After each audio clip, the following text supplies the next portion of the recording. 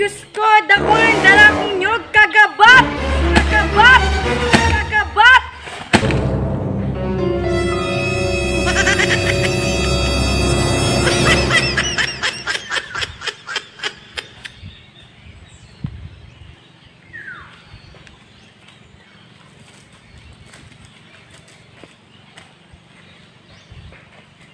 Ay, reklamador, garuman subagagayon.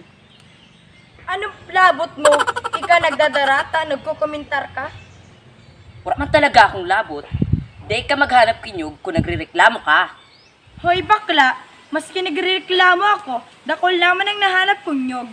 Mapabaka na lang ako, taod-taod. Aw ano, iinutan muna naman ako. Dai ka magdadara sa tigpapabakalan ko kinyog. Upasi mag-iwan naman kita.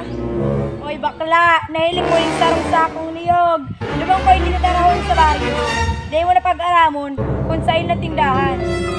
Aw iyo, bad iyan ang tindahan at tigpapabakalan mo, tigdadarahan ko kinyog.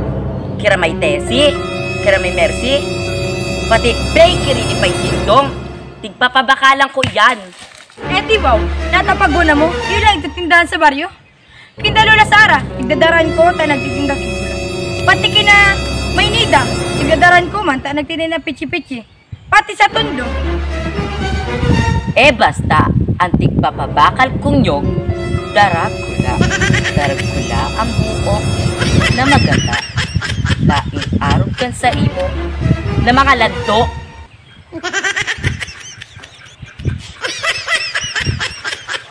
Para sa karaman mo, ining tigtitinda ko nyog, lain mga lando.